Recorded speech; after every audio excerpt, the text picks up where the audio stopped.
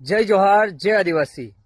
ઘણા સમયથી અમારા આદિવાસી સમાજની મા બેન વિશે અવારનવાર લોકો દ્વારા ગાળો દેવામાં આવી રહી હતી, પણ એ લોકોને એમ હતું કે હવે આદિવાસી સમાજ કંઈ કરે નહીં ને શાંત થઈ ગયો। ભાઈ, શાંત તો અમારા બાપ દાદા પણ નહીં રહ્યા હતા ને અમે પણ ના રહીએ। ઘણા લોકો વિડીયોના દ્વારા ધમકી આલે કે એમ કરી નાખીએ તેમ કરી નાખીએ। ભાઈ, આદિવાસી સમાજ તમે દેખાવામાં નબળો રાખે, બાકી ઝઘડા ટટ્ટામાં તો એટલે હું એટલું જ કહેવા માંગુ છું કે પડેલા કૂતરાને ગાંઠ હળી કરે ને તો જ કૂતરું કડે। તો તમને કઈ વાતની પૂરી અક્કલ નથી અને તો છતાં તમે અમારા આદિવાસી સમાજ પર મા બેન વિશે ગાળો બોલી છે, તો હવે એનું પરિણામ ભોગવવા પણ તૈયાર રહેજો કે આદિવાસી સમાજ એમના કોઈની ગાંઠ હળી કરતો નથી, એ પણ તમે યાદ રાખજો।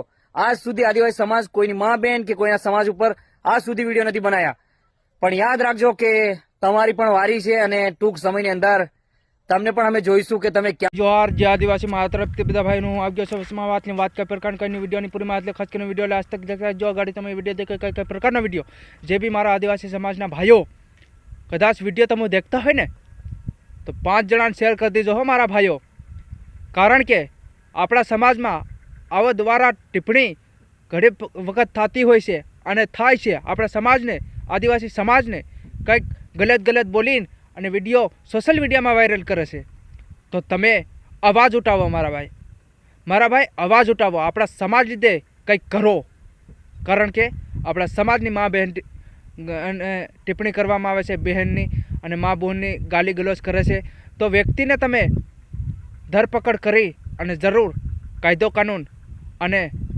આ બધું કાયદેસર કરાવો।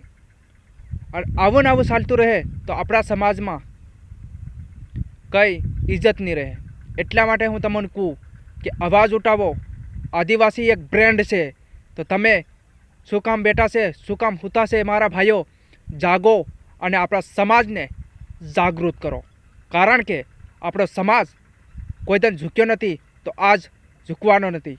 જય જોહાર, જય આદિવાસી મારા તરફથી 5 જણા શેર કરજો, આવનારા સમયમાં 50,000 સમજે। જય જોહાર।